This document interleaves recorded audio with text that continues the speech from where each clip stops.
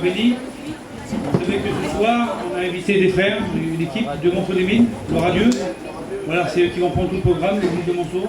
Ils sont une petite équipe et il y aura des témoignages, merci Seigneur, il y aura des chants cantiques et surtout la parole de Dieu. Gloire à Dieu. Voilà, alors on a toute sa place. Voilà, que Dieu les bénisse. Gloire à Dieu. Merci au Seigneur d'être là, de partager un bon moment encore dans la présence de Dieu. Je ne sais pas si vous êtes comme moi, mais moi je suis heureux d'être là. Gloire au Seigneur. Tout à l'heure j'avais la migraine et ça a été compliqué.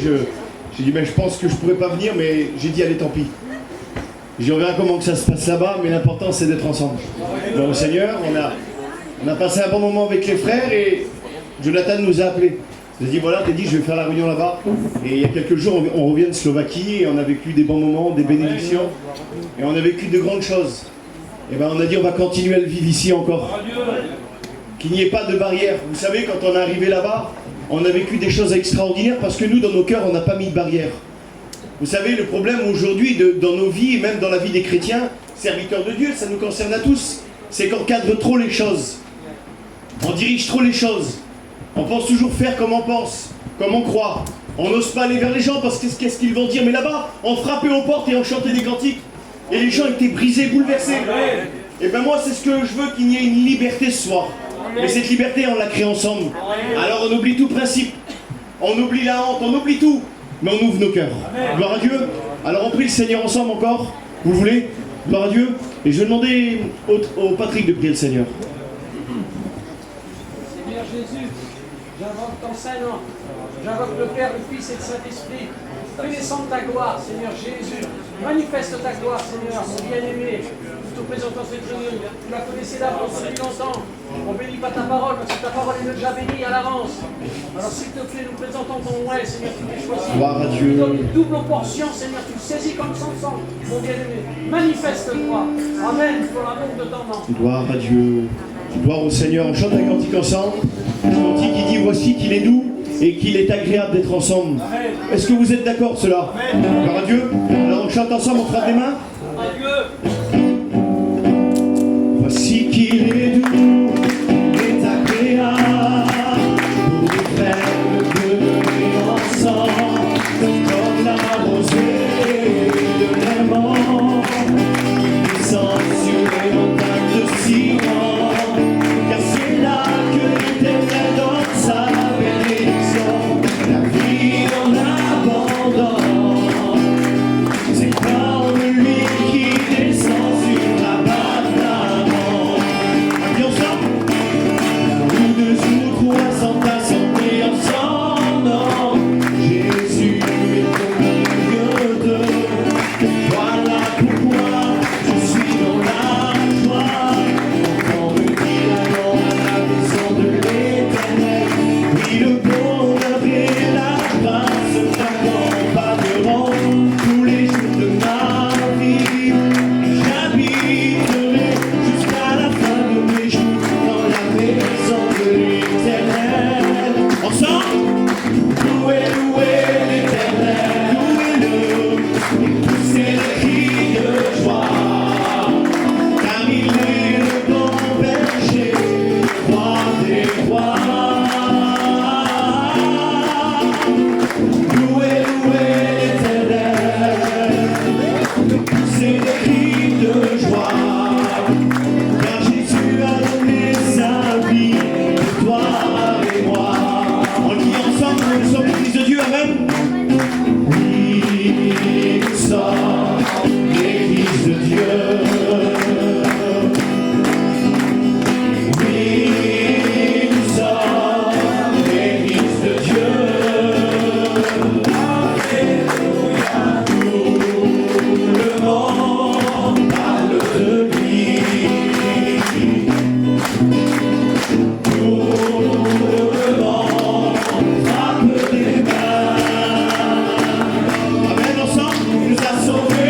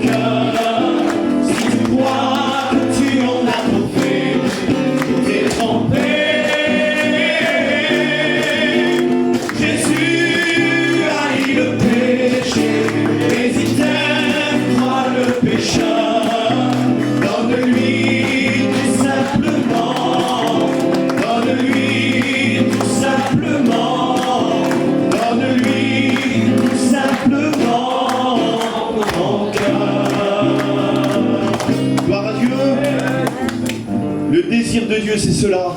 Simplement ton cœur. C'est simple. Et si tant compliqué pour nous, parce que vouloir venir à Dieu, c'est laisser beaucoup de choses. Ou essayer de vivre pieusement. Combien on dit, et je l'ai écouté, moi le jour que je serai chrétien, je serai un chrétien comme ça. Oui, mais ils ne sont toujours pas chrétiens.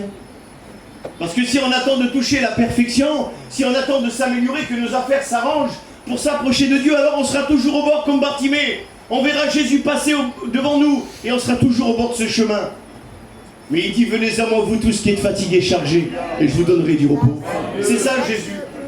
Il ne regarde pas ce que tu étais, mais Jésus, ce qu'il regarde, lui, c'est ce que tu vas devenir. Il y a quelques jours encore, dimanche, avec les frères, on a été en prison, et on a été faire une réunion là-bas, à Corba, à la prison de Corba, et on a pu voir pas mal de voyageurs qui étaient là-bas. On a pu voir pas mal de Roms, des gitans Roms, qui étaient là-bas aussi. Et il y avait plein de monde qui était là. Et je leur ai expliqué ça. Il y avait des personnes âgées qui étaient là. Ils étaient là pour longtemps même. Et je dis aujourd'hui, la société vous a retiré. Aujourd'hui, il semblerait que pour vous, il n'y a plus d'avenir. Il y aura toujours un regard sur vous. Mais je dis, Jésus, lui, il a un regard d'amour. Et quand on vient à lui, alors même ce que vous avez fait, je disais, il l'oublie. C'est ça l'amour de Dieu. Je voudrais te dire que tu viens tel que tu es. Ne cherche pas de complications.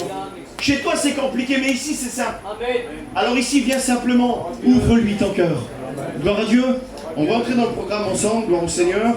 Et on va écouter Wesley. Que Dieu le bénisse pour nous.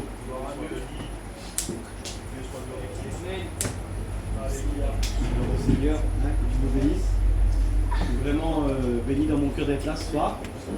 C'est vrai qu'on a passé un moment là-bas avec les garçons, c'était exceptionnel, on a vraiment été bénis. Ce soir, j'ai dans mon cœur de vous expliquer comment j'ai rencontré Jésus. Moi, je suis pas né d'un foyer chrétien. Et puis, mes parents, ils ont fait ce choix-là. Ils ont bâti un foyer, mais pas sur Jésus. Et quand j'étais tout jeune, il arrivait quelque chose de très grave dans le foyer de mes parents. J'ai mon petit frère qui est tombé malade de 2 ans, et puis qui a quitté la terre. Puis à travers ça, vous imaginez bien qu'il y a plein de choses qui sont entrées dans le foyer de mes parents. Ma mère, c'est devenue une femme qui était vraiment très dépressive. Puis mon père, c'était un homme qui était coléreux. Et moi, j'ai grandi dans cette ambiance-là. Et assez jeune, je me suis aperçu que j'avais une souffrance, que j'avais une tristesse dans mon cœur. Et plus les années passaient, et plus cette souffrance, elle était là. J'ai essayé un peu ce que mon âge me permettait. J'avais 11-12 ans. Et j'avais des cousins qui étaient plus grands que moi, qui pratiquaient des choses dans le monde. Et puis très jeune, j'ai commencé à goûter ce que le monde pouvait m'offrir. Et puis plus le temps passait, plus je m'apercevais que ça n'arrangeait pas mon problème. Mon problème était toujours là. Alors j'ai pris une décision terrible à l'âge de 17 ans. Je pensais, moi, qu'en quittant le foyer de mes parents, en m'en allant, moi j'étais persuadé que ce problème que j'avais, que cette souffrance que j'avais dans mon cœur, elle allait rester dans leur foyer et puis moi que j'allais pouvoir m'en aller. Alors à 17 ans, j'ai bâti mon foyer. Je suis parti de chez mes parents, ma femme avait 14 ans et moi 17 ans. Puis malheureusement, là, la souffrance a été toujours bien là. Puis malheureusement, là, on était deux à être malheureux. J'étais un homme épouvantable pour elle. Non seulement j'étais méchant avec elle, mais tout ce que j'avais à y donner, c'était ma misère. Tout ce que j'avais à y apporter, j'avais aucune qualité, je vous le dis en vérité, absolument aucune. Tout ce que je pouvais y faire, c'était y transmettre ce que moi j'avais reçu. Et moi, tout ce que je savais transmettre, c'était de la souffrance. Les années, ils ont passé comme ça, et puis un jour, j'ai écouté parler de Jésus. Puis j'ai voulu aller à la réunion. Puis j'ai été à la réunion. Puis on m'a dit que Jésus pouvait transformer ma vie. Alors moi, je voulais. Mais d'un autre côté, j'étais un grand hypocrite. Parce que je ne voulais pas laisser les liens que j'avais dans le monde. Alors j'ai marché un temps comme ça. Et puis comme on écoute souvent, je suis retourné dans le monde. Puis vous savez, on écoute souvent ça. On écoute souvent dire, c'est 7 fois pire. Et moi j'étais 10 fois, 100 fois pire. J'étais devenu un garçon, c'était à l'extrême. C'est-à-dire que j'ai commencé à prendre des cachets pour essayer de m'en sortir, ça ne marchait pas. Et après je commençais à m'isoler des autres. Je commençais à plus supporter mes parents. Je commençais à plus supporter ma famille. Après je voulais plus trop qu'elle aille à la réunion. Je voudrais plus trop entendre parler des réunions. Et à un moment, plus du tout même. Jusqu'à un moment où j'ai même essayé de me faire du mal. Pour moi, il n'y avait absolument plus aucune solution. Vous savez ce que j'ai fait à un moment? J'avais pas grand chose, et j'ai vendu le pas grand chose que j'avais. Et j'ai acheté un petit bout de terrain dans une ville où je connais absolument personne, où j'avais pas de famille, où ma femme avait pas de famille, et où j'étais tout seul. Et moi je pensais qu'en étant comme ça, j'allais être mieux. Et puis c'est tout le contraire qui s'est passé. J'étais arrivé à un point où ça m'arrivait de me lever le matin et de commencer ma journée en pleurant, d'être incapable d'aller travailler, d'être incapable de faire quoi que ce soit, tellement que la dépression que j'avais sur ma vie, elle était forte. Et puis quand j'allais me coucher le soir, je pleurais encore. Et puis un jour, il a fallu que je m'en aille de là-bas pour travailler parce que c'était devenu pas possible. J'avais des enfants à élever, et puis on n'arrivait plus à vivre. Puis je suis parti travailler, moi je travaillais des fois en déplacement, et puis là je suis parti travailler du côté du Luxembourg avec mon beau-frère qui est là ce soir. Et puis moi dans ma pensée, je voulais retourner vite chez moi dans mon terrain là-bas, et puis encore plus voir personne. Et puis il m'a dit, mais pourquoi tu viens pas chez nous cet hiver? Mais au moins tu restes avec nous pour les fêtes. Il avait bien vu que j'allais pas bien. Et il dit, au moins tu restes avec nous, puis après si tu veux tu retourneras là-bas. Et puis moi je l'ai écouté, je suis retourné à Montsolémine. Et puis là, j'ai un oncle qui est là-bas, qui est serviteur de Dieu. En sachant que j'étais là, il est venu, puis il a voulu me parler. Mais tellement que j'avais une haine profonde sur tout ça, surtout en réalité, surtout. Il est sorti de mon camping, il pleurait. Puis il dit à ma femme, il dit, comment on va faire? On n'arrive à rien faire pour lui. Mais le Seigneur, il n'avait pas dit son dernier mot. Ma femme, elle a voulu retourner à La Réunion. Et puis quand elle revenait de La Réunion, tout ce que je trouvais de mieux à faire, c'était d'y taper dessus pour pas qu'elle aille à La Réunion. Et bien vous savez ce qu'elle faisait? Et bien elle continuait, puis elle allait quand même à La Réunion. Et puis elle a continué quand même à prier pour moi. Et puis à travers ça, j'ai commencé à refréquenter des chrétiens. Le frère Jonathan, le Jeff, le Ramon, ils ont commencé à revenir vers moi, puis j'ai commencé à m'ouvrir un peu plus. Et puis un jour, je me suis retrouvé moi dans une réunion, assis tout au fond de la réunion. Et si je me souviens bien, c'était le frère Rouge qui était venu faire la réunion. Puis j'écoutais cette réunion se dérouler là. Et puis je regardais autour de moi. Et puis je voyais cette paix que les chrétiens ils avaient. Et je vous le dis en vérité, j'étais jaloux dans mon cœur. Je savais plus ce que c'était que la paix. Je savais plus ce que c'était que d'être heureux. Alors peut-être pour la seule fois de ma vie, j'ai fermé mes yeux et puis j'étais sincère avec Dieu. J'ai dit, Seigneur, je suis incapable de changer. Je suis incapable de devenir celui que tu veux que je sois, Seigneur. J'ai dit, je t'en supplie, Seigneur. Ce que je ne peux pas faire, fais-le toi. Je suis sorti de cette réunion, je suis retourné chez moi et puis la semaine s'est déroulée. Et pendant toute cette semaine s'est passée là, je m'en étais pas aperçu. Mais il se passait des choses. Moi qui disais constamment des vilaines paroles, j'en avais souvent dans la bouche, mon beau-frère il était tout le temps avec moi, il peut le dire. Et ben je m'en apercevais pas, mais je disais plus de vilaines paroles. Moi je disais à tout le monde que je ne pouvais pas ressentir la présence de Dieu. Si j'écoutais un cantique, j'étais brisé. Mes petits regardaient un dessin animé qui parlait de Jésus, je me cachais sous la couette pour pleurer. Le Seigneur avait complètement transformé ma vie. Le dimanche, je suis retourné au culte. Il y avait une présence de Dieu, je ne peux pas vous dire comment. Je ne peux pas vous dire la présence de Dieu qu'il y avait. Je me suis assis sur cette chaise-là et puis j'ai commencé à ressentir cette présence qui faisait du bien à mon cœur. La prédication a parlé à mon cœur. Et puis quand c'est venu le moment de prier, vous savez ce que j'ai fait? Dieu m'a parlé à travers un don, vous savez ce que j'ai fait? J'ai pu regarder autour de moi, j'ai pu regarder à qui y avait et qui n'y avait pas. C'était moi qui souffrais. Alors je me suis levé. Et de toutes mes forces, j'ai crié à Jésus. J'ai demandé pardon au Seigneur pour mon péché. J'ai demandé au Seigneur qu'il enlève cette tristesse que j'avais dans mon cœur. Mais vous savez ce qu'il a fait? À l'instant même. Il n'a pas fallu 1 heure, je serais un menteur si je dirais 1 heure. Même 10 minutes, je serais un menteur.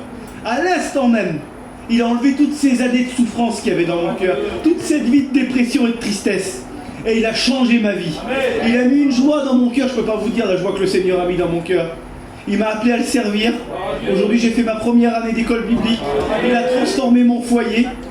Vous savez, mon oncle que j'ai mis dehors de chez moi, aujourd'hui, c'est mon ancien. Je peux vous le dire en vérité. Il n'y a pas une situation que Jésus ne peut pas changer. Il n'y a pas une vie que Jésus ne peut pas transformer. Que Dieu vous bénisse. Gloire au Seigneur, on est une équipe de frères et on va vous chanter un cantique ensemble. Gloire à Dieu. Allez, venez les frères.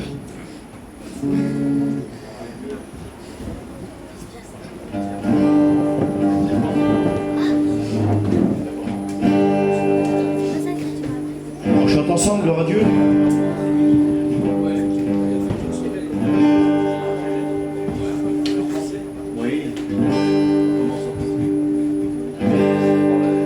Combien de temps que tu es comme ça, rien n'a changé, tout est cassé, il est là pour tout réparer. pas goûter à celui qui t'a aimé le premier. Allez viens, Jésus t'appelle à la vie éternelle. Allez viens,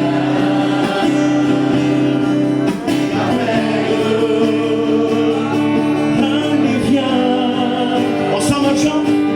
Allez viens, Jésus t'appelle à la vie éternelle. Allez viens, il appelle. Sur une croix, il est monté, mais c'est pour toi, parce qu'il t'aimait, son sang a coulé, il s'est humilié, il a été rabaissé. Le troisième jour, il est ressuscité. Allez viens,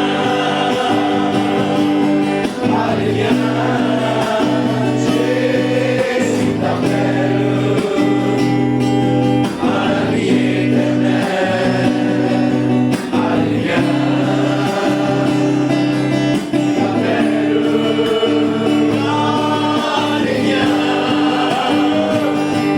Allez viens, Jésus t'appelle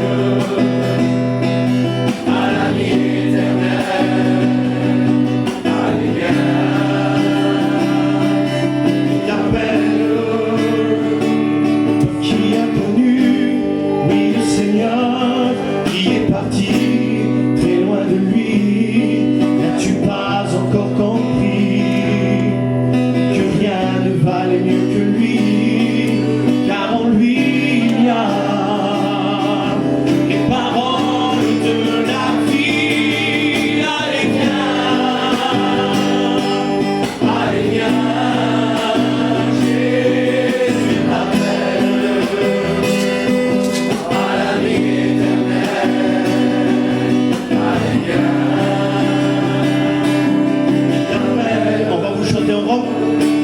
Son rouge à l'est, son stade en baisse, ton chien concert, gilet à soir, avec mon rachelet, comme un vieil star, son star Jésus ma veste, et Sleepy, Escoana, Aïda,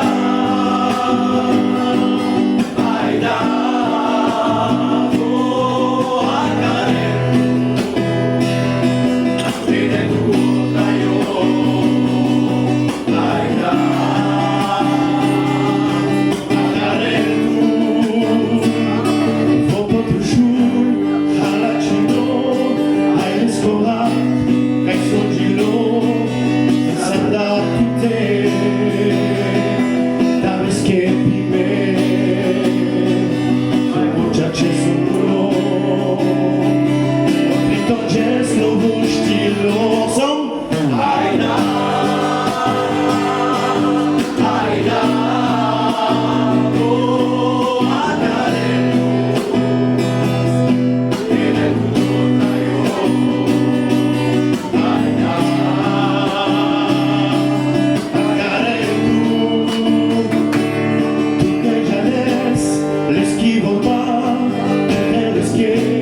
Chino, Rino, pas couvert.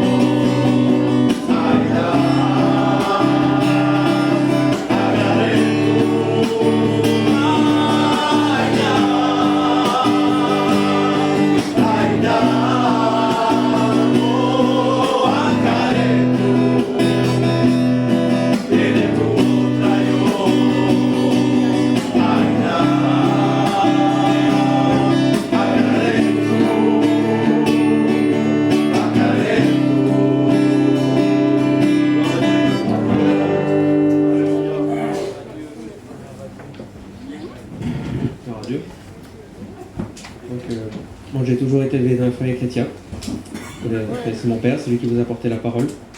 Mais moi, les choses de Dieu, ça ne m'intéressait pas. Et très vite, à l'âge de 14-15 ans, je commençais à faire l'angoisse. Que petit à petit, l'ennemi mettait des vilaines pensées. Il disait simplement personne t'aime, tu seras jamais aimé. Bref, vous connaissez tous les trucs comme ça, tous les trucs bien encourageants, on va dire. Et au bout d'un moment, moi j'en avais marre. Au bout d'un moment, que tous les soirs, je dormais. J'avais peur de rentrer chez moi pour dormir parce que je savais que je dormirais pas à cause de ces vilaines pensées. Et même tous les jours, des fois, rien qu'en marchant, j'avais la pensée de simplement mettre fin à ma vie. J'ai jamais été si loin, jamais eu le courage de le faire, on va dire ça comme ça. Mais un jour ou l'autre, j'aurais passé le pas, on va dire ça comme ça. Mais un soir, dans une réunion de jeunes sur les mines, quand je suis entré, j'ai senti une paix sur les autres, qu'ils avaient, que j'avais pas. Et cette paix, je la voulais.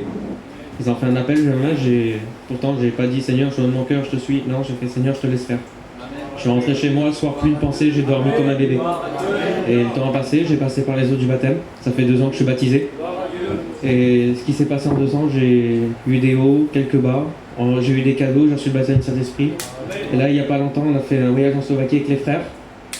Je vous dis franchement, il faut y être pour y croire parce que ici, comment dire ça, ici, il y a les réunions, tout ça, d'accord, pas de problème. Mais arriver là-bas, moi j'avais une crainte dans mon cœur, c'est d'accord. Mais moi, j'ai quoi apporter là-bas? Arrivé là-bas, cette crainte elle est partie tout de suite parce qu'arrivé là-bas, j'ai vu que c'était des frères et des sœurs comme nous, comme ici. C'était des frères et des sœurs. Et finalement, là-bas, j'ai pu être utile pour Dieu. Et finalement, j'ai cru que je donnerais pas grand-chose, j'arrivais à donner. Et au contraire, j'ai reçu plus que j'ai pu donner. Et je remercie le Seigneur pour ça parce qu'il m'a ouvert les yeux sur plein de choses. Et faites une espérance ce soir, vous avez rien à perdre. Gloire à Dieu.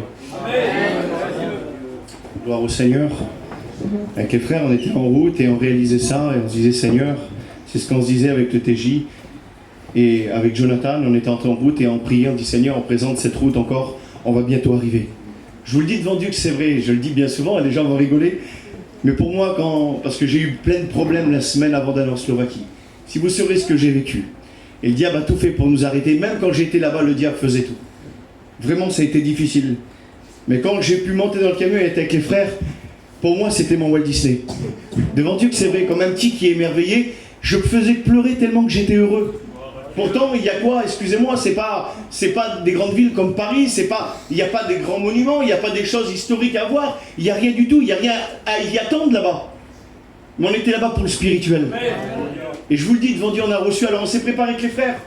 Moi, je connais pas, ce que je vous chante là, je l'ai appris. Et sur la route, pendant 1800 km, on apprenait des cantiques. J'apprenais des cantiques, on les écrivait, parce qu'on voulait apporter. Et je vous le dis devant Dieu que c'est vrai. On a vécu des choses extraordinaires. On a vu des gens là-bas. Nous, en France, on est beaucoup. On est quelques-uns. En France, on a plus de 300 églises. Aujourd'hui, on a une école biblique. On a pas mal de choses qui est fait pour aider tous les chrétiens. Il y a pas mal de serviteurs en place. Là-bas, il n'y a qu'un futur étudiant qui est là-bas. Et là-bas, chaque quartier, vous prenez comme Ballan, il y a un quartier de 400, 500 Roms. Le frère Nicolas, il nous expliquait ça, qu'il y avait des quartiers de 4000, 3000, 4000 Roms. Il dit une première réunion qu'ils avaient fait, 300 personnes, 300 inconvertis qui venaient. Tellement qu'il y a une soif de l'évangile, mais il n'y a pas assez d'ouvriers. Alors quand on arrivait là-bas, on dit Seigneur, on fait tout ce qu'on peut. Et je vous le dis devant Dieu, on partait le matin et on rentrait le soir à 11h du soir chez nous. On faisait les maisons. On faisait les maisons, on prêchait la parole de Dieu. On témoignait, vous aurez vu des gens brisés, des gens bénis, des gens transformés. Mais il y a quand on veut travailler pour Dieu que Dieu peut nous utiliser. Je vous le dis, mon désir maintenant à moi, c'est de travailler comme j'ai travaillé là-bas. Je veux plus d'a priori, je veux plus de honte, je regarde plus à rien. Je fais ce qu'il y a sur mon cœur. Parce que je veux pas étouffer l'esprit qui est en moi. Si l'esprit a été capable de se servir de moi là-bas comme ça, je veux qu'il le fasse ici. Et je vous le dis devant Dieu, je vis des expériences extraordinaires depuis que je suis revenu. On voit des choses se passer avec mon foyer. On se promène et on voit des gens viennent à nous. Et là, la présence de Dieu se manifeste. Il y a des bonnes choses qui se font. Quand on veut être utile, je vous le dis devant Dieu, réellement Dieu nous rend utile. Et c'est le conseil que je vous donne, chrétiens. Remettez-vous en question. N'ayez pas une vie monotone. Ce que les disciples ont vécu dans la Bible, on va le vivre aussi. Et vous pouvez le vivre. Gloire au Seigneur. Gloire à Dieu. Alors on va écouter un autre frère, on va écouter Teddy aussi. Que Dieu bénisse.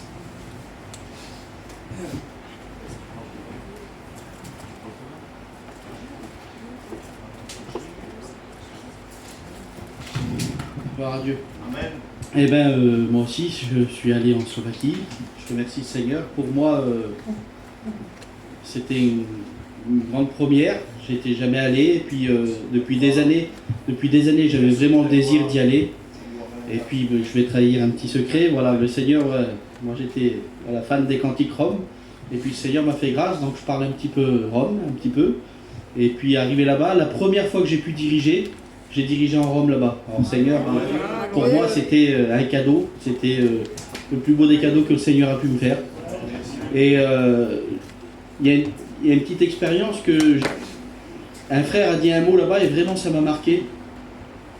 Et c'est pour vous dire l'importance que les serviteurs de Dieu ont là-bas, en passé et puis en aller d'une maison à une autre. Et un frère que l'an passé, il dit c'est qui ces gens-là? Il dit un homme qui n'était pas avec nous. Lorsqu'il nous a vu passer, il demandait à un frère qui était avec nous, il dit c'est qui ces gens-là? Il dit ça, c'est des anges de Dieu. Imaginez-vous un petit peu comment qu'ils apprécient lorsqu'un serviteur vient chez eux. Et Seigneur, nous ici, on a plein de réunions, puis des fois, vous savez, moi je suis souvent sur les places désignées, puis j'ai des copains à côté de moi, je leur dis, les copains, on va à la réunion ce soir? Ah, j'ai pas envie, je regarde un film, je regarde ci, je regarde là, Seigneur. En réalité, quel dommage. Allons aux réunions, travaillant pour le Seigneur, faisant tout ce qu'il y a à faire pour le Seigneur en réalité. Il n'y a pas besoin d'être en Slovaquie ni n'importe où pour travailler pour le Seigneur. Là où on est, on peut être utile en réalité. C'est ce que je voulais vous dire. Moi, voilà, j'ai vraiment été béni dans ce voyage. Vraiment, je remercie le Seigneur de m'avoir fait connaître ça.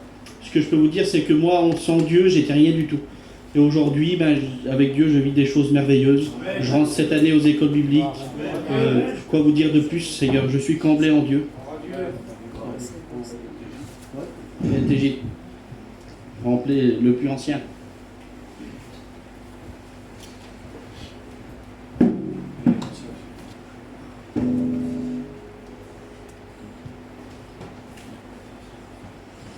Voilà, gloire à Dieu. Moi, je suis vraiment content d'être là ce soir et de partager ce programme avec mes frères. Quand Jonathan m'a appelé et qu'il m'a dit qu'il faisait la réunion là ici, je dis je viendrai. Voilà, je viendrai. Je vous le dis que c'est vrai. Certains peuvent dire mais TJ, t'as fait de la route.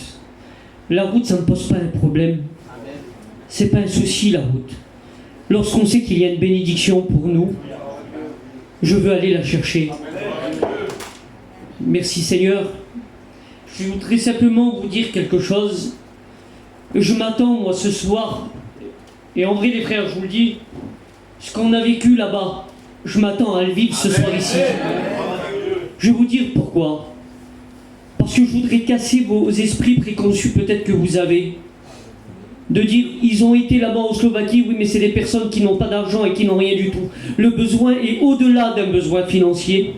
Lorsqu'on rentrait dans les cœurs, les besoins, lorsqu'on rentrait dans les maisons, les besoins, c'était les mêmes que vous avez ici. C'était des véritables besoins de cœur. C'était le besoin là, ici. On ne visait pas le problème financier, non, c'était pas ça. Non, ce qu'on visait, c'était le problème de leur cœur. Et eux-mêmes, ce qu'ils attendaient, je vous le dis que c'est vrai. Et puis les frères, ils peuvent le dire. Ils n'attendaient pas de l'argent, ils n'attendaient pas de la nourriture. Ce qu'ils impatientaient, c'était d'entendre la parole de Dieu. Et chaque mot qu'on disait, chaque parole qui était dite par un frère, Seigneur Jésus, ils avalaient, ils mangeaient tout. Ils en avaient jamais assez. Je vous le dis que c'est vrai. Comme le Teddy l'a dit, comme les frères l'ont dit, c'est vraiment la leçon que nous avons appris là-bas. Et moi aussi, on est trop compliqué. On devient trop compliqué. On a besoin de revenir à la base. Jésus est simple. Dans une réunion, le Seigneur, tu sens qu'il te bénit, tu as envie de prier, prie, n'attends pas. Tu as un cantique sur ton cœur, viens voir le frère, dis-lui. Dans la simplicité, le Seigneur bénit. Amen. C'était tout ce que je voulais vous dire. Que Dieu vous bénisse. Gloire au Seigneur, il y a un frère aussi ancien parmi nous, qui puisse nous dire un petit mot, que Dieu le bénisse.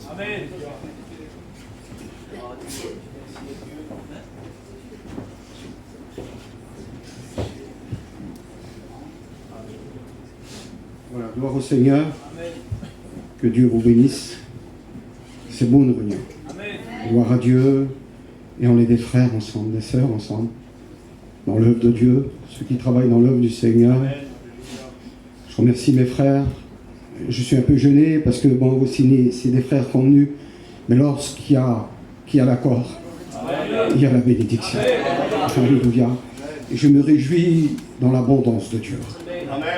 Mon cœur est dans la joie lorsqu'on me dit allons à la maison de Dieu. C'est là qu'on est rempli, qu'on est béni de Dieu. Il n'y a pas de contraire, il n'y a pas de mauvaises pensées, il n'y a pas des choses, non, mais il y a des bonnes choses. C'est que Dieu visite son peuple. Alléluia.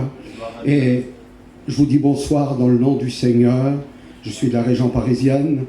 Et puis je pensais à cela comme au mois de septembre qu'on fait toujours notre mission sur Reims. Et donc cette mission pour nous est importante, c'est de père en fils. Et on a fini notre mission. Et puis je suis parti visiter avec les frères un peu les églises dans l'Est. Je suis parti, puis j'ai visité les églises, et puis on a fait quelques églises, et puis les frères nous ont laissé des places. Et puis on a eu des grandes bénédictions. Lorsque le frère, j'ai écouté, lorsqu'on veut travailler pour Dieu, lorsqu'on se met au service de Dieu, Dieu ouvre des portes. Dieu bénit. Alléluia. Je pensais un texte de la parole de Dieu. Lorsque Jésus se trouve, lui, lorsqu'il a été jugé, lorsqu'il est sur la croix, Matthieu 11, 28 le déclare, venez à moi, vous tous qui êtes fatigués et chargés, je vous donnerai du repos. Jésus avait les bras ouverts, et à la croix, il fait un appel. Il fait comme un appel à la croix, parce qu'il ne rejette, il ne trahit personne. Et ceux qui étaient là, qu'ils étaient ici esclaves, mais Dieu leur donne la liberté. Gloire au Seigneur. Et voilà ce que Dieu fait ce soir, la belle invitation. Je voudrais juste vous dire aussi que on fait dans ce parcours que j'ai fait, l'ennemi nous a un peu embêtés. Mais comme je dis toujours, il essayera toujours, mais il est vaincu au nom de Jésus. Parce qu'il n'a aucun pouvoir sur nous. Alléluia. Même qu'on passe dans les problèmes, dans l'épreuve, lorsqu'on a la main de Jésus dans nous, alors on est soutenu par lui. Alléluia. J'ai fait ce parcours, et j'ai fait des réunions avec les frères. Et là, comme je suis arrivé, j'ai ma fille, bien sûr, elle est mariée, et puis elle n'était pas bien. Puis elle a été passer des visites, et les docteurs lui ont dit, on a passé un scanner, tout ça, il dit tout de suite, Thibaut, il faut que vous rentrez à l'hôpital, c'est très urgent, parce que vous avez une opération, il faut vous opérer, il est obligatoire de vous opérer. Que c'est beau un chrétien. Lorsqu'on a la foi, qu'on met notre foi en action, que c'est beau, Seigneur. Et lorsque j'ai mis ma foi, je dis, Seigneur, l'ennemi, il aurait voulu nous arrêter, mais il n'arrêtera pas. Parce qu'on est des propriétés privées, lavées dans le sang de l'agneau. Alléluia. Je ne voudrais pas prendre trop de place.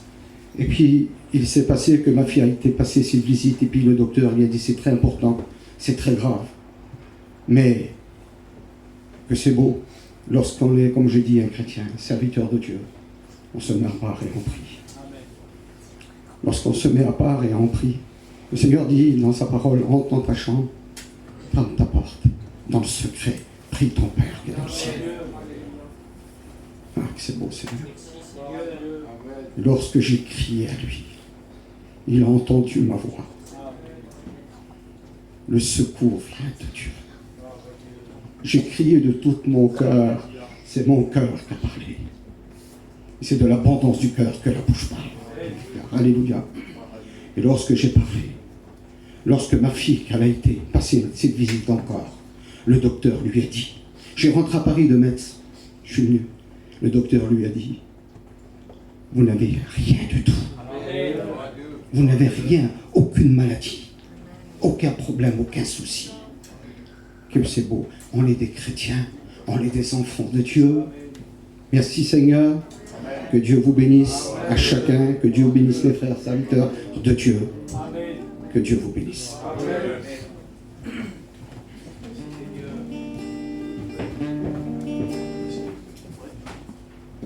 Dieu Rocher, tu nous dis un petit mot.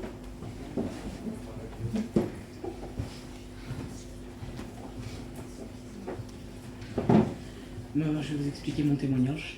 Moi, j'ai grandi dans un foyer chrétien. J'ai toujours connu les choses de Dieu. J'ai toujours suivi ça, j'ai toujours aimé. Mais j'ai suivi comme un enfant. Et je pense que j'avais rien compris. Et je suis rentré chez moi cet hiver. Et je suis tombé dans une angoisse. J'avais peur de la mort, j'avais peur le soir. Et j'arrivais plus à dormir. Je dormais le matin en me réveillant. Je dormais le matin. Et je voulais plus entendre parler des chrétiens.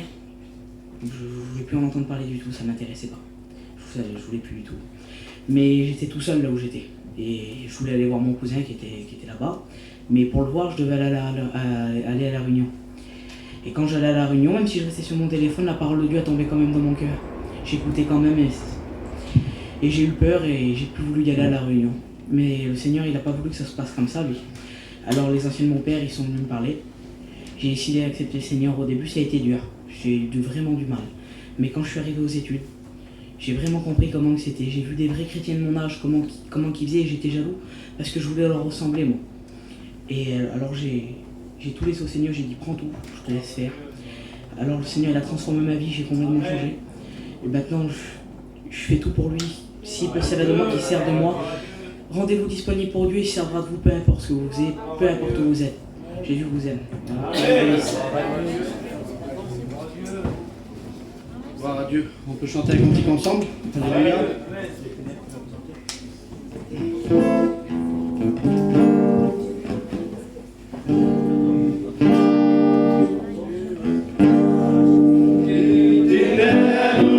Tu m'as fait sortir dans la lumière, tu m'as fait venir. Je n'ai plus peur de rien,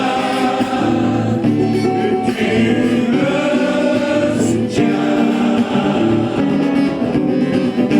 À genoux, réjouissant.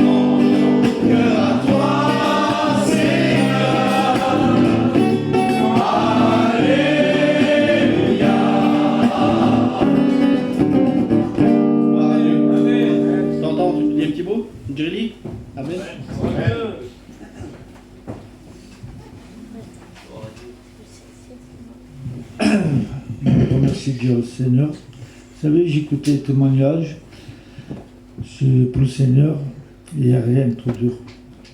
Moi, j'ai connu l'évangile en 81. Ça fait à peu près plus de 40 ans, mais c'est pas pour ça que j'ai accepté tout de suite. Dans la famille, c'est mon beau-père, mes beaux-frères, mes cousins, et l'évangile, ça a fait boule de neige chez nous.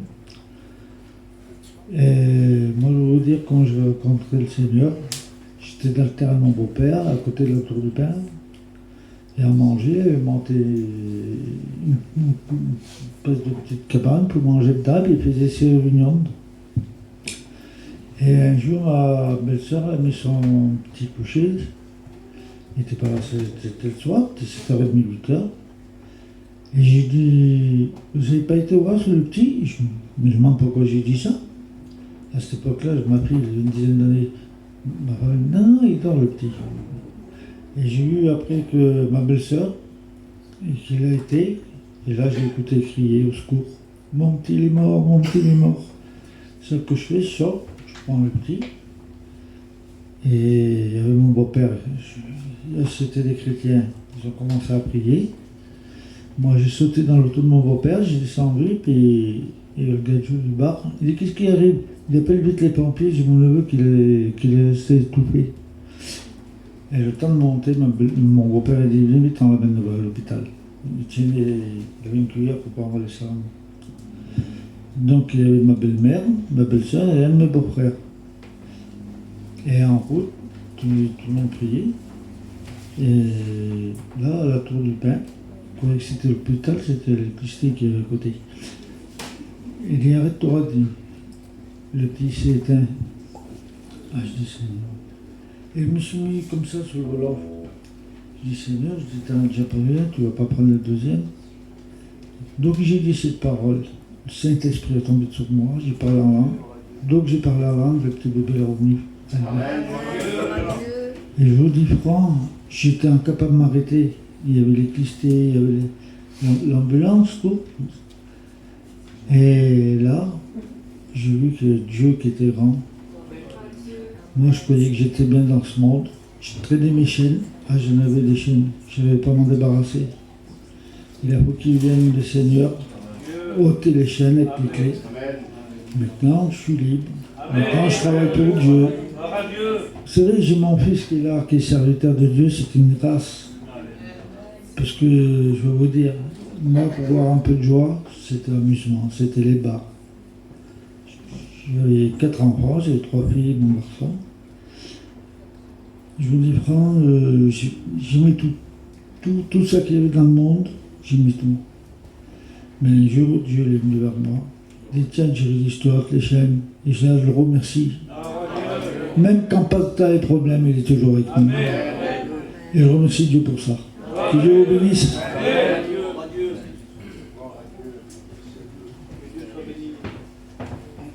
Alléluia, béni soit Dieu. Merci Seigneur. Boy, il y a aussi un petit mot?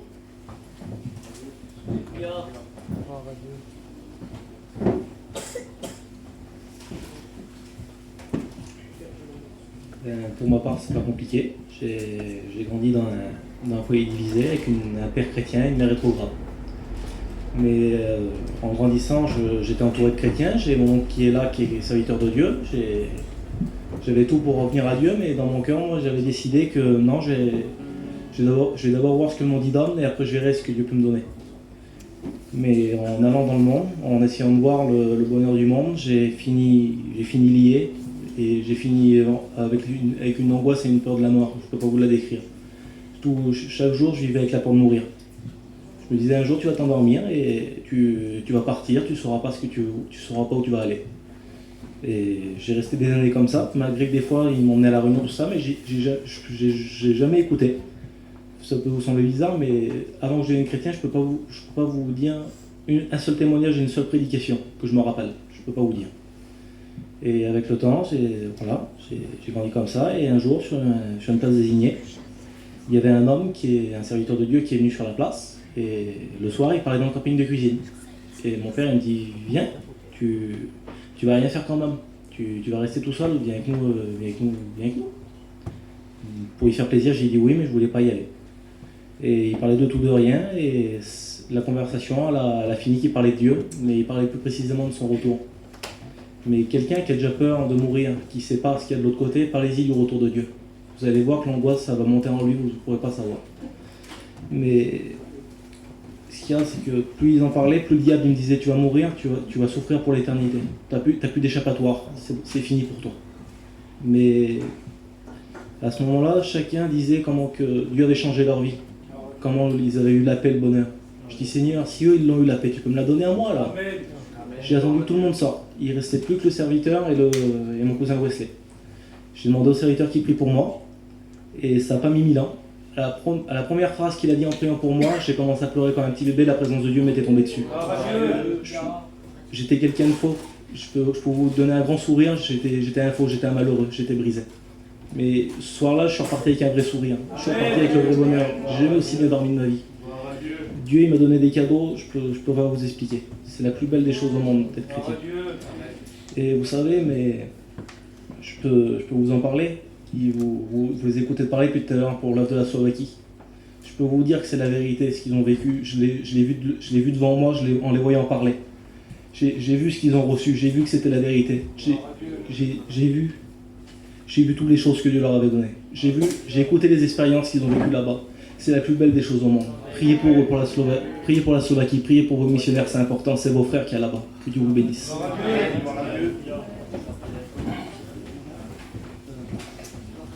Gloire à Dieu. Les copains, on chante tous ensemble, dernier cantique.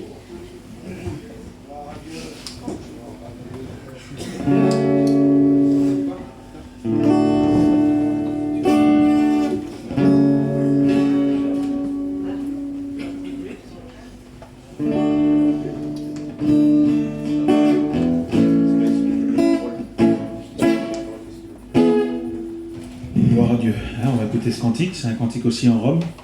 Et ce cantique nous dit, Seigneur, qu'envers toi je prie, je sens une nouvelle force qui vient sur moi. Amen. Il dit, Seigneur, qu'envers toi je prie, alors j'ai plus peur. Je ne pleure plus. Il dit, quand tu viens, il dit, tu guéris mon cœur. Quand tu viens, tu guéris mon âme. Amen. Tu chantes avec nous?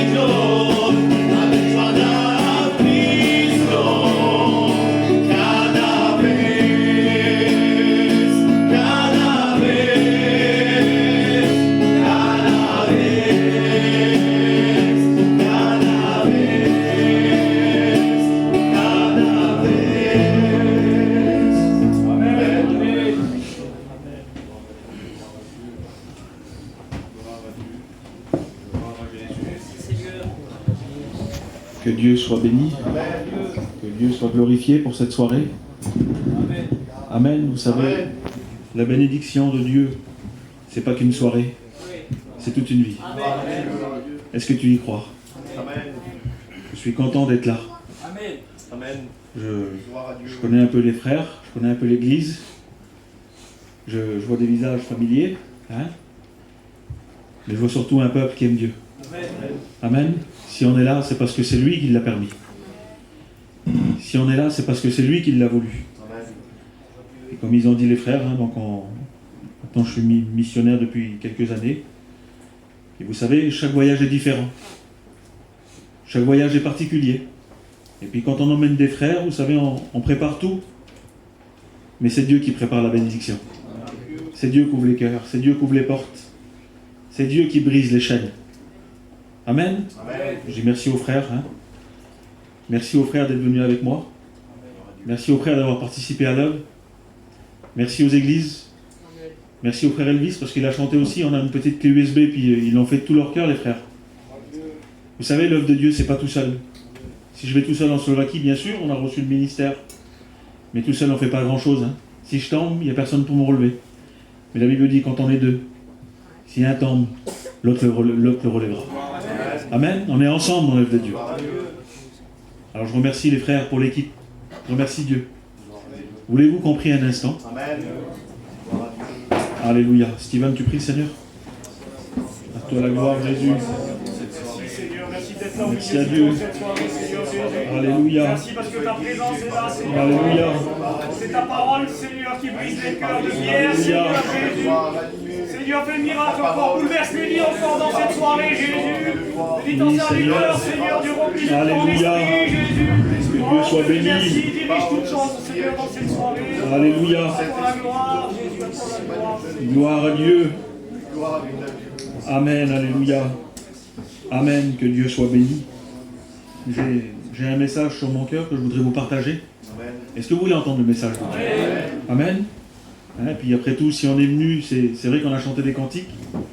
C'est vrai qu'on a partagé ce qu'il y avait sur nos cœurs. Hein, mais on est venu aussi pour partager un morceau de pain. Amen. Je pensais à ça et puis vous allez comprendre ce que je veux vous dire, ce que Dieu a mis sur mon cœur. C'est que nous, on est un peuple un peu particulier. Hein, qu'on soit Manouche, Rom, Sinti, Xigan, Gitane, Catalan, Yéniche. Peu importe ce qu'on est sédentaire, Seigneur. Dans notre nature, l'être humain, il est comme ça. Il a tendance à quand on tient quelque chose, là, on ne veut pas le lâcher. C'est vrai ou pas? Si on trouve une bonne adresse où il y a quelque chose de bon, une bonne boucherie, on dit souvent ces choses-là, une bonne boulangerie, eh bien on va y aller jusqu'à ce que on est satisfait de ce qu'on a tenu, là. Eh bien, on tient les choses, on ne lâche pas les choses, mais on est comme ça. Et par rapport à ce mot-là, eh ben, Dieu a mis un mot sur mon cœur, c'est que un jour, dans ma famille, la femme de mon cousin Germain, ça lui est arrivé à elle, ces choses-là. Un jour, elle était à la poste, ou à la banque, et puis elle était avec son petit sac. Et puis elle avait son petit sac à main sur l'épaule, elle est rentrée dans la banque, là. Et quand elle est rentrée, elle a parlé avec le banquier, et puis le banquier lui a donné l'argent qu'elle avait demandé. Et puis, elle l'a mis dans le petit sac. Et quand elle est arrivée à l'extérieur de la banque, il s'est passé quelque chose d'extraordinaire. Quelque chose de terrible. Quand elle est arrivée dehors de la banque, là, il y a une moto qui est passée, avec 2 hommes dessus. Et bébé, quand les hommes ils sont passés devant elle, là, il y en a un qui a attrapé le sac, et la moto, elle a accéléré. Alors le premier réflexe de ma cousine, vous savez c'était quoi? Elle a tenu le sac de toutes ses forces. Et elle l'a tenu, et la moto, elle a avancé sur 500 mètres, 800 mètres, je sais pas. Et celui qui avait attrapé le sac, là, il essayait de la faire tomber comme ça. Et puis elle, plus celui qui avait attrapé le sac, il essayait de la faire tomber, et plus elle le tenait fort. Elle s'est accrochée de toutes ses forces. Et au bout d'un moment, il y a eu une réflexion qui est venue dans son cœur. Vous savez, c'était quoi la réflexion? Elle a compris dans son cœur à ce moment-là que ce qu'elle tenait là, ça avait moins de valeur que sa propre vie. Mais pourtant, elle l'a tenue sur 500 mètres, 800 mètres. À cause de ce qu'elle a tenu, elle a fini à l'hôpital. Elle a fait 3 mois d'hôpital. Elle a eu tous les côtes cassés. Et à cause de ce qu'elle tenait là, ça lui a fait beaucoup de mal. À cause de ce qu'elle a agrippé de toutes ses forces, parce qu'il y avait une valeur dans le sac. Parce que dans le sac, il y avait ses papiers d'identité. Parce que dans le sac, il y avait sa carte vitale. Dans le sac, il y avait les choses qui étaient précieuses pour elle, il y avait de l'argent. Je crois qu'il y avait 20 ou 30 000 euros dans le sac. Elle avait retiré les sous là. Et on est venu en un instant, on lui a arraché le sac. Et elle s'y a grippée. Et puis je disais, Seigneur, comment on est comme ça? Comment on s'accroche aux choses là qui vont nous faire souffrir? Tu es en train de te dire quelque chose que tu n'en as pas conscience. Tu es en train de tenir le sac de toutes tes forces. Et l'ennemi il est en train de prendre le sac et il est en train de te promener. Il est en train de t'emmener là où il veut lui, dans la souffrance. Il est en train de t'emmener là où il veut lui, dans les pleurs. Et tu lâches pas prise. Parce que le thème du message, c'est ça ce soir. Lâcher prise. Il y a un moment donné dans ma vie où j'ai écouté le message de Dieu. J'ai lâché prise sur mon ancienne vie, c'est vrai. Mais il y a un moment donné dans ma vie où j'avais des raisons. Et je me suis accroché à cette raison-là. Et à cause que je tenais cette raison de toutes mes forces, l'ennemi me mettait à terre. Pourtant j'avais déjà reçu le ministère. L'ennemi me mettait à terre. L'ennemi faisait de moi ce qu'il voulait. Pourquoi? Parce que j'étais en train de tenir ce sac de toutes mes forces, mes frères.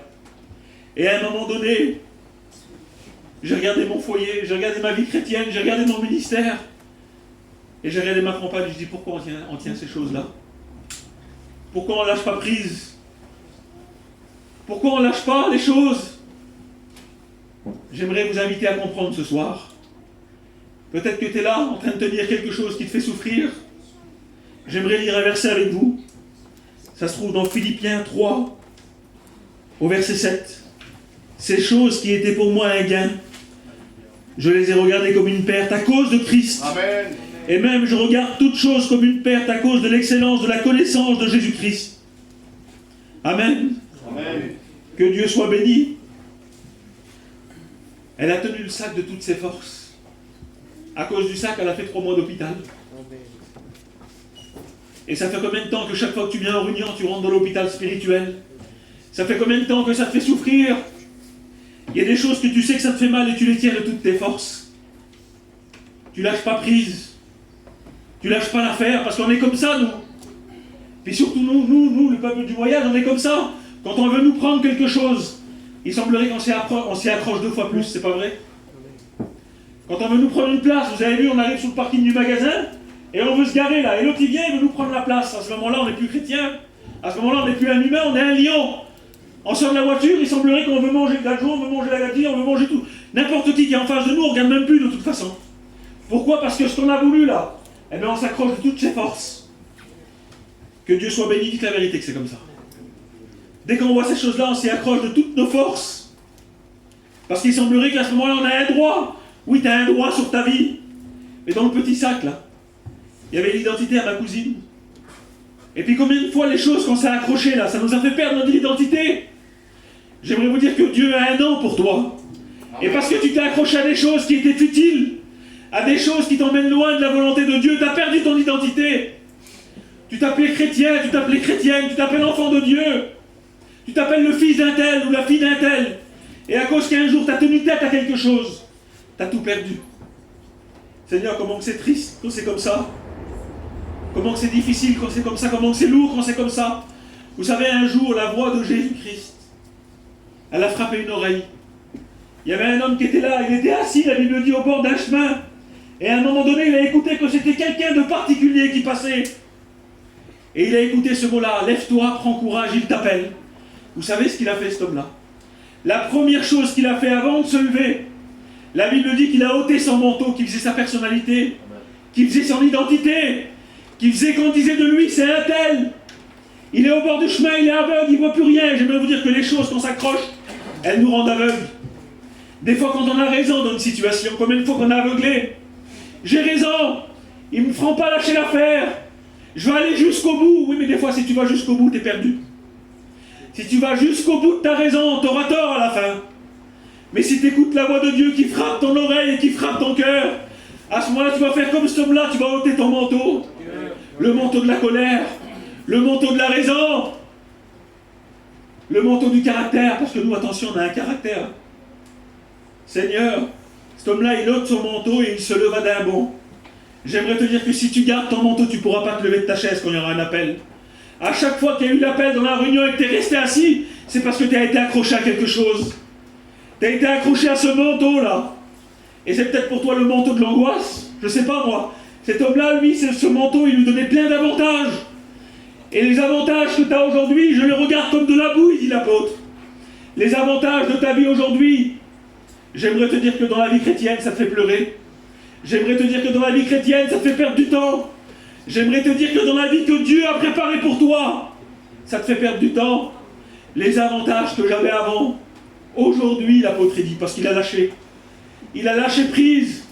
Seigneur, si seulement tu pouvais lâcher prise sur ton ancienne vie. Vous savez, l'homme qu'on appelait Bartimée, il a eu le courage et l'audace d'ôter son manteau, qui faisait de lui tous ses avantages, parce que oui, on le reconnaissait. Alors quand on passait à côté de lui, parce qu'il avait le manteau là, on lui donnait une petite pièce, on lui donnait un petit quelque chose. Mais j'aimerais te dire que Jésus-Christ a beaucoup plus que ça à te donner. Mais si tu gardes ce manteau-là, tu vas t'attendre à une petite pièce. Est-ce que tu en as assez? Voilà les réunions qu'on a aujourd'hui. On sort du chapiteau, on sort de l'église. On s'est contenté d'une petite pièce, mais quand on va au Slovaquie, qu'eux, il n'y a jamais eu de manteau sur eux. Pourquoi? Parce qu'ils ne s'accrochent à rien, eux. Ils ne s'accrochent pas au confort. Dans le petit sac, là, il y avait les clés de la maison de ma cousine, là. Si vous verrez la maison qu'ils ont, quand elle a tenu le sac, elle a peut-être pensé à sa maison, avec le beau carrelage, avec les belles fenêtres, les beaux rideaux, le beau petit confort, la belle sécurité. Si vous verrez la porte, elle vaut une fortune, la porte de la maison. Seigneur, parce que dans le sac, des fois, il y a aussi la carte vitale. Eh bien, c'est tous les réflexes de l'homme aujourd'hui, ça. La sécurité, le confort, la carte vitale, voilà toutes les choses qu'on met dans notre vie, mes frères et sœurs. Et on s'y accroche de toutes nos forces. Mais vous savez ce qu'il a dit, Job? Il a dit, attache-toi donc à Dieu et tu auras la paix. Mais j'aimerais vous dire que pour s'attacher à Dieu, il faut lâcher prise. Il faut lâcher prise de sa raison. Vous savez, il y a un slogan ou un proverbe, je ne sais pas, moi, il dit, le cœur a ses raisons que la raison ne connaît pas. Oui, parce que des fois, dans nos cœurs, l'ennemi a mis des raisons. Tu ne sais même plus pourquoi tu tiens ton ancienne vie. Tu ne sais même plus pourquoi tu tiens ta dépression dans les mains. Tu ne sais même plus pourquoi tu tiens ton angoisse à pleines mains. Vous avez vu, les petits ont témoigné. Quelle beauté, Seigneur, la simplicité d'un enfant. J'ai levé la main et je dis, Seigneur, je te laisse faire. Il est temps de laisser faire Dieu dans ta vie. Job, lui, il a tout lâché. Il a lâché la raison parce que c'était un homme intègre. Des fois, vous savez, on a raison, hein, et on dit, c'est quand que Dieu va me faire justice? Job, il aurait pu le dire. Mais il a dit, l'Éternel a donné, l'Éternel a repris. Béni soit l'Éternel. Job, il a lâché prise sur la santé. Il n'y avait plus la santé dans sa vie, il n'y avait plus la santé. C'était rien pour lui. Mais il n'a pas lâché Dieu. Peu importe par où on passe, mes frères et sœurs. Restons ce qu'on est en Dieu. Perdons pas notre identité. L'ennemi veut nous faire perdre notre nom. Ce beau nom de chrétien. Il ne nous coûte à rien, nous, Seigneur. Mais il a coûté cher à Jésus. Il a donné sa vie pour que nous devenions quelque chose. Ça veut dire que lui, il a lâché prise sur la vie qu'il a aimée, parce qu'il a aimé venir passer du temps avec les hommes. Et lui, il a été capable de lâcher prise là-dessus. Il a dit, non, Seigneur, pas ma volonté. Parce qu'il semblerait que le corps qu'il avait reçu, là, il ne voulait pas lâcher prise à un moment donné au jardin. Quand il voyait le corps qui était en train de mourir, il a dit, oh Seigneur, éloigne de moi cette coupe. Parce que la chair ne voulait pas lâcher prise. Mais au bout d'un moment, il s'est repris, il a dit, non, pas la volonté de la chair, mais la volonté de l'esprit. Et j'aimerais te dire que ton esprit, à l'intérieur de ton corps, il meurt. Il soupire après la présence de Dieu, après la bénédiction, après la liberté de l'esprit. Si le Fils vous affranchit, vous serez réellement libre. Ça veut dire que tu ne tiendras plus rien là, mais tu t'accrocheras à Dieu. À toi, attache-toi donc à Dieu et tu auras la paix. Seigneur, comment que c'est difficile de lâcher prise. Comment que c'est difficile de lâcher prise, mon Seigneur. À un moment donné, vous savez, sur un bateau, dans Acte 27, il y avait des hommes. Dieu avait parlé aussi dans cette affaire-là. Parce que Dieu parle. Hein. Quand on lâche prise ou qu'on lâche pas prise, Dieu nous parle, mes frères et sœurs. Dieu avait parlé dans cette affaire-là. Il y avait un bateau qui était sur le point de faire naufrage. Ils étaient en difficulté. Et puis c'était ta vie à toi ce soir. Je ne sais plus, il y avait un fils, il avait une grosse gourmette en or. Et il était en train de le tenir. Il dit, regarde, il a une gourmette, elle pèse au moins 2 kilos. Il dit, jette-la. Et il n'a pas voulu jeter la gourmette. Seigneur, il s'est accroché à son petit morceau d'or. À la valeur. On s'accroche toujours aux valeurs. On est comme ça. Eh bien, j'aimerais vous dire que dans ce bateau-là, il y avait des personnes, des marins. À un moment donné, Dieu avait parlé. Il avait dit, il y aura de pertes que celle du navire, mais pas un cheveu de votre tête se perdra. Et si tu t'accroches à Dieu, c'est vrai peut-être que le navire, la barque, là, le corps, peut-être qu'il se détruira, c'est vrai. Mais combien l'esprit se réjouira auprès de Dieu. Amen. Alors Dieu avait parlé, et puis à un moment donné, les matelots, ils ont donné un prétexte, parce qu'ils ont vu que le bateau allait faire naufrage. Alors vous savez ce qu'ils ont fait? Il y avait une petite chaloupe avec eux. Un petit moyen de secours. Un petit plan B si vous préférez, parce que nous on est comme ça, hein. Si on ne lâche pas prise, on a toujours un moyen de secours. Et bien eux, avec le gros bateau qu'ils avaient, le navire là, à côté il une petite barque. C'était leur sécurité à eux, ça. Leur petite carte vitale. Hein? Leur petite sécurité à eux, c'était ça, ils avaient dit, on va garder une petite barque avec nous. Et puis la Bible dit qu'ils ont eu de la peine à s'en rendre maître. La petite barque, elle était compliquée pour eux, là. Parce qu'elle est gênée dans la navigation, alors ils avaient du mal à s'en rendre maître. Et j'aimerais vous dire que tant que tu garderas une réserve, tant que tu ne lâcheras pas prise, tant que tu ne donneras pas toute ta vie à Dieu, tu auras du mal à te rendre maître de ta vie. Tu auras du mal à être maître de la bénédiction, tu auras du mal à être maître de tes pensées, tu auras du mal à être maître de ta vie, tu auras du mal à être maître de l'alcool, tu auras du mal à être maître de la drogue, tant que tu garderas un moyen de secours. Et eux, c'était une petite chaloupe. La Bible dit qu'ils ont eu de la peine, et vous savez ce qu'ils ont fait? Ils ne voulaient surtout pas la lâcher, ils l'ont attachée au navire, la Bible dit. Ils l'ont attachée au navire. Avec tout ce qu'ils ont trouvé, les moyens de secours, la Bible dit, ils l'ont attachée. Et au bout d'un moment, leur prétexte, il était bien prêt là. Mais Paul, il avait été divinement averti. Il a dit non, il dit. Si ces hommes ne restent pas avec nous dans le bateau, il n'y a aucun moyen que nous soyons sauvés. Vous savez ce qu'ils ont fait? Ils ont pris un couteau, ou une épée, je ne sais pas, et ils ont coupé les cordes. Comme le témoignage à Wesley que tu avais témoigné à Monceau. Ils ont coupé les cordes de la petite barque et ils l'ont laissé partir. Tu ne crois pas qu'il est temps de laisser partir un petit peu ton moyen de secours pour t'attacher réellement à Dieu? Parce que tant que tu auras un plan B dans ton esprit, tu ne pourras pas t'attacher à Dieu. Alors eux, ils ont coupé les cordes et la petite barque, elle est partie au loin. Et la Bible dit que sur les 276 passagers, il n'y en a eu aucun qui s'est perdu. Amen. Gloire à Dieu. Il était temps de couper la corde. Tu dis, mais moi, ce soir, je n'ai pas amené un couteau avec moi. Moi, je n'ai pas amené d'épée. J'aimerais te dire que la parole de Dieu, elle est plus tranchante qu'aucune épée à deux tranchants. Capable de séparer âme et esprit, jointure et moelle des os. Elle pèse les sentiments et les pensées du cœur. Est-ce que tu y crois ce soir? C'est elle qui a tout pouvoir. C'est pas nous, Seigneur. Nous sommes des serviteurs inutiles, dit l'apôtre. Alors ce soir, si tu laisses la permission à la parole, elle pourra couper la corde. Amen. Vous savez, il y a un homme dans la parole de Dieu. Depuis tout petit, vous savez, on lui a donné un nom. Parce que des fois, on donne des noms, nous. Hein. On lui a donné un nom, c'était celui qui surplantait. L'usurpateur. Celui qui savait y faire pour prendre ce qui n'était pas à lui. Et puis nous, on est les champions pour ça. Hein. C'est pas vrai, hein. Pour prendre ce qui n'est pas à nous, là, vous avez vu, on arrive dans une maison, mais c'est l'autre qui doit prendre la ferraille. En 2 minutes, le monsieur, il ne sait plus comment il s'appelle, il nous a donné toute ta ferraille, il nous a même donné des sous peut-être pour le gasoil, et on est parti avec ce qui n'était pas à nous. On est comme ça, c'est pas vrai. Bon, je ne dis pas qu'on le fait, maintenant on est des chrétiens. On est sérieux en Dieu. Mais dans le monde, on est comme ça, c'est pas vrai, on sait prendre ce qui n'est pas à nous. Et bien cet homme-là, j'aimerais vous dire que lui, il y avait une bénédiction qui était préparée pour un autre. Et il a tout mis en place pour la prendre, et il a réussi à la prendre. Ça veut dire que depuis tout petit, il a été formaté pour être celui qui serait béni à la place des autres. Pour être celui qui prendrait la place de celui qui serait béni. Et sans t'en rendre compte, il y a une partie de toi-même qui s'appelle la chair. Elle a pris la place de la bénédiction. Elle a pris la place de ton esprit qui devait être béni. Et tu t'en es même pas rendu compte. J'aimerais te dire que dans la famille, quand ça s'est passé, ils l'ont même pas vu, eux. Celui qui a donné la bénédiction, il l'a même pas vu. Et dans ta vie, j'aimerais te dire qu'il y a quelqu'un qui doit être béni. Mais c'est peut-être pas celui qui est assis sur la chaise, c'est celui qui est en train de pleurer pendant qu'il écoute le message. C'est celui qui est en train de pleurer le soir quand il rentre chez lui et qu'il a de l'angoisse. C'est celui-là qui doit être béni. Amen. Et Jacob, il est là, et depuis tout petit, on l'a appris comme ça. Et à un moment donné, Jacob, il se retrouve seul avec lui-même. Seigneur. Et à partir de ce moment-là, il y a un combat, les frères. Et j'aimerais te dire que dans ton cœur, il y a un combat ce soir. Il y a quelque chose qui se passe entre celui qui doit être béni et celui qui ne veut pas être béni. Et à un moment donné, vous savez, Jacob, il est là. Il s'est fait aussi tout un plan pour être béni. Il a dit, ben voilà, il dit, pour échapper à ma condamnation, pour échapper à mon châtiment, je vais donner telle chose, je vais faire telle chose. Et puis comment que c'est comme ça, nous? Comment que c'est comme ça? Mets-y une petite bouteille au gadjo, tu vas voir, il va être gentil. Il t'a donné, ah ben mets-y une petite bouteille, quand tu retourneras, il se rappellera de toi. On n'est pas comme ça, nous. On est des juifs, en vérité. Parce que les juifs, eux, ils sont accrochés à la loi de toute leur force. Et pourtant, la loi leur fait du mal. La loi, vous savez comment je la vois pour les juifs? Comme un fil barbelé qui tiennent de toute leur force. Et c'est une force supérieure à eux qui tiennent de toute leur force et ça tire là. Et comment que ça leur fait mal? Comment que ça leur fait la misère? Si seulement ils pourraient lâcher la loi. Mais ils sont devenus aveugles. Ils ont été aveuglés pour un temps. Et Jacob, dans son aveuglement, il fait plein de présents à son frère. Il croit qu'il va être sauvé à rapport à ça. Mais Dieu l'avait préparé. Est-ce que tu crois que Dieu a préparé ce moment?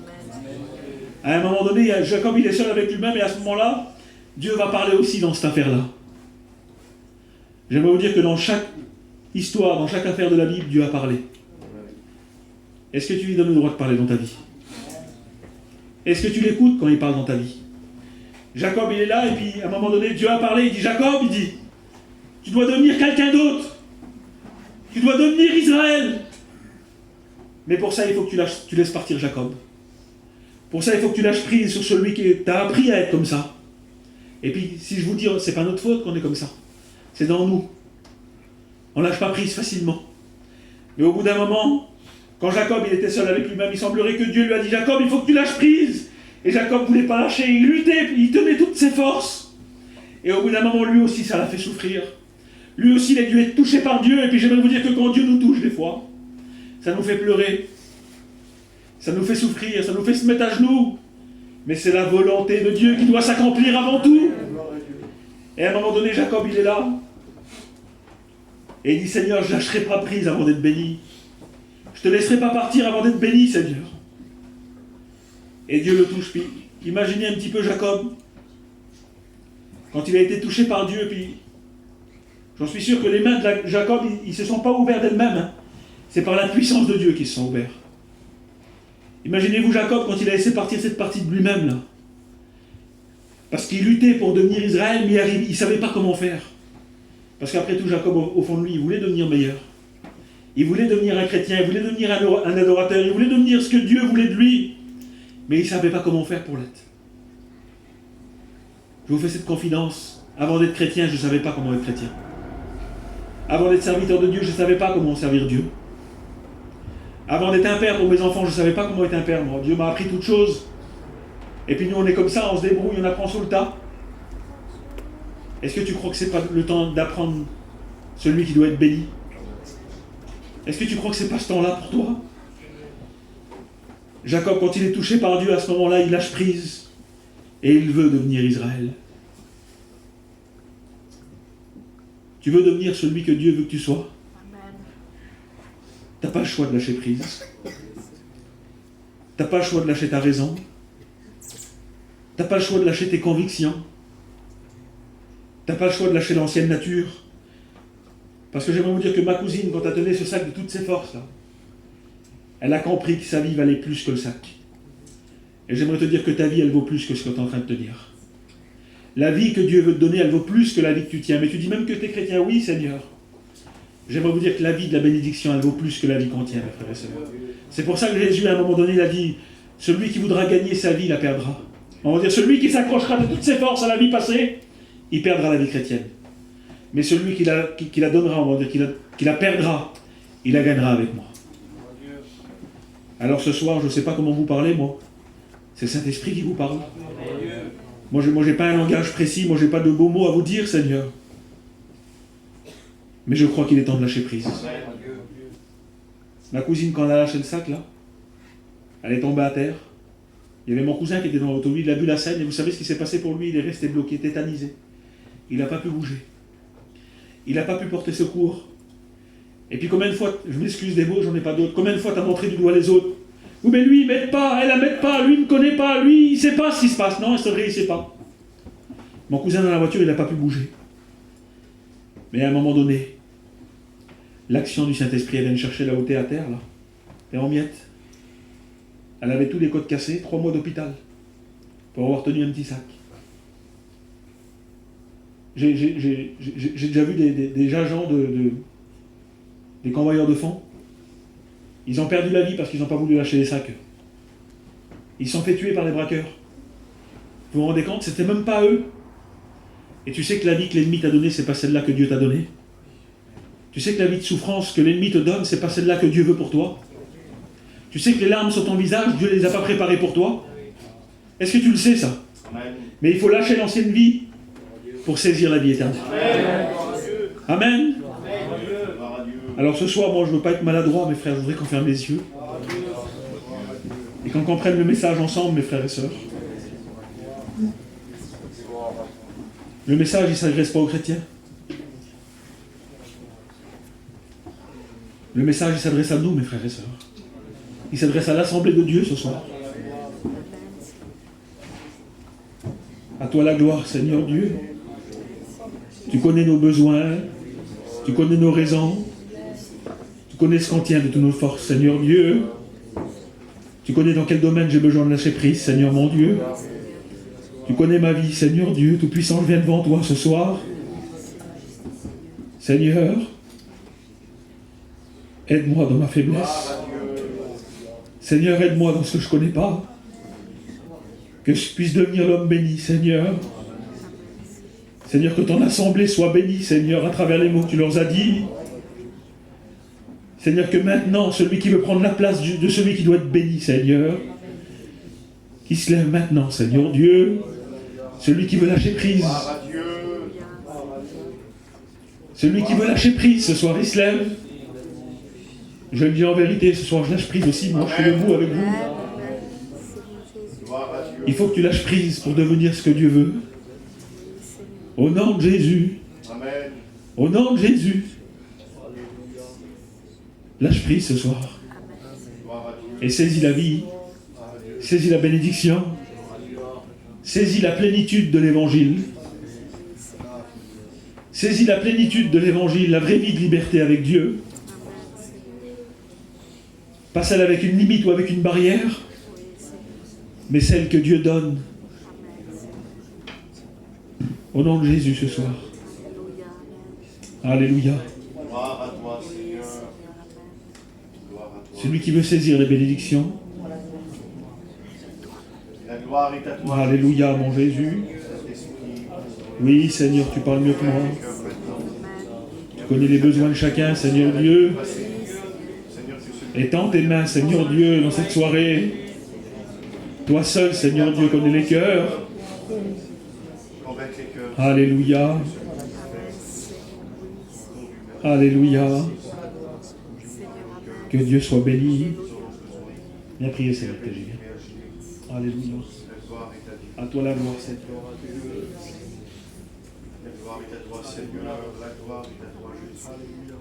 Seigneur Jésus-Christ, merci pour ta parole. Ta parole ne revient pas à toi sans avoir produit, Seigneur, son effet dans un cœur. Seigneur, il n'y a pas une semence plus puissante que ta parole. Et je sais que ta parole, dans cette soirée, a trouvé le chemin des cœurs. Seigneur, maintenant ouvre ton ciel, arrose ta pluie, afin que nous puissions voir, Seigneur, au moment voulu, croître, Seigneur, ce qui a été semé. Seigneur Jésus, que ta parole prenne forme dans les cœurs. Seigneur, merci. Merci, Seigneur, pour ce que tu as fait ce soir. Merci pour ce beau programme. Merci pour ta parole. Merci pour ta présence. Merci pour tout. La gloire te revient, Fils de Dieu. L'honneur te revient. À toi la gloire. À toi la gloire, Jésus. Amen, amen. Amen, alléluia. Merci, Jésus, pour ta présence, Seigneur. Merci, Sauveur. Priez le Seigneur. Prions le Seigneur. Dire que de partir avec une déception dans mon cœur, les frères, je ne peux pas vous prêcher derrière le frère, ni refaire d'appel. Tout a été fait, tout est merveilleux. Mais j'aimerais simplement que vous preniez conscience du message qui a été prêché. Je ne sais pas. Mais moi, ce soir, si... Voilà, j'ai envie de lâcher prise. Tout simplement. Voilà, les frères. J'aimerais simplement vous poser la question. Bartimée, on l'a écouté combien de fois? Je crois que c'est le message le plus prêché de la Bible. C'est vrai? C'était quoi le but de Bartimée? C'était quoi? Et n'ayez pas peur de répondre. Il voulait voir. Je voudrais juste que vous preniez conscience de quelque chose. Laissez-moi vous dire que ça s'est pas fait comme ça. Ça s'est pas fait comme ça. Je veux que vous preniez conscience. Parce qu'il y en a trop qui croient que c'est tout du côté de Dieu et qu'il faut que ce soit tout lui qui fasse et il faut que ce soit comme ça vite fait. Laisse-moi te dire que tu as une grande part à jouer ce soir. Bartimée, il crie Jésus, fils de David. Vous l'avez écouté ce soir. Il est guéri à ce moment-là. toujours aveugle. Bartimée jette son manteau. Il est guéri à ce moment-là? Toujours aveugle. Bartimée se lève d'un bond. Il change de position. Il est guéri à ce moment-là? Non, toujours aveugle. Bartimée vint vers Jésus. Il est guéri à ce moment-là? Toujours aveugle. Mais du moment qu'il vient, qu'il passe les étapes, qu'il sait se débarrasser de son manteau, qu'il sait se lever et qu'il sait s'approcher, à ce moment-là, il entend quelque chose qui n'était pas possible lorsqu'il était assis. Que veux-tu que je te fasse?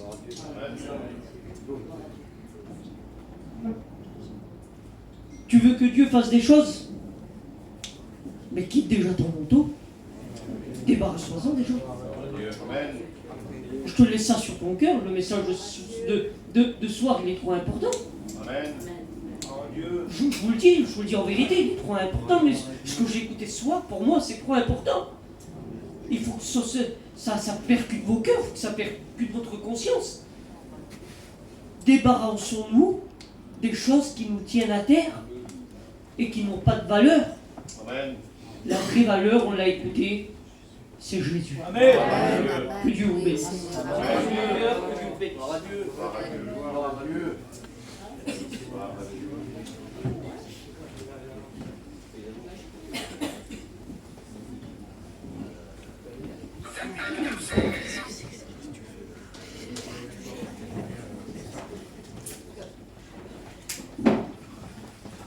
Voilà, merci à Dieu, amen. Que Dieu soit béni pour le message de soir, pour la bonne présence du Seigneur. Merci à Dieu, je crois de tout mon cœur que le Seigneur a bouleversé les vies ce soir. Nous savons que sa parole ne revient jamais à lui sans avoir fait un effet. Amen. Voilà, merci à Dieu. Vous savez que jeudi, on est l'équipe aussi qui vient du péage, nous faire la réunion. Amen. Gloire à Dieu. Samedi, dimanche, donc vous savez qu'il y a l'inter-église. Nous n'avons pas de culte ici, donc ça se passera à Génas, au Brin d'Herbe. Voilà, c'est la salle qui s'appelle le quartier des Brins d'Herbe. Merci Seigneur. Vous savez qu'il y a aussi des petites Bibles là-bas. Il y a un petit... comment on dit ? Il y a des petits versets, des petits calendriers. Merci Seigneur, ça va pour le bien de l'Église. Que son nom soit béni au Seigneur. Vous avez aussi un petit tableau, mettre les besoins de prière. C'est tout ça à dire, vous ? Et puis, oui. Voilà, vous avez aussi des petites boissons qui sont mises à disposition pour acheter du gaz. Tout est fait pour la gloire du Seigneur. Amen. Pour qu'on puisse continuer nos réunions, parce que l'hiver il fait froid. Alors on peut acheter du gaz avec ces petites boissons-là. Gloire à Dieu. Amen. Que Dieu soit béni. Merci Seigneur. Encore pour l'équipe qui est venue ce soir. Ça nous a fait du bien. Oui, jeudi, c'est l'équipe du péage qui vient faire la réunion. C'est pas grave. Ça y est, il commence à dire comment le rouge. Ça y est, merci Seigneur. Voilà, que Dieu soit béni. On va terminer par la prière. Gloire à Dieu. Que Dieu soit béni. Merci Seigneur. J'ai demandé à mon petit neveu, au boy. Que Seigneur pour la réunion.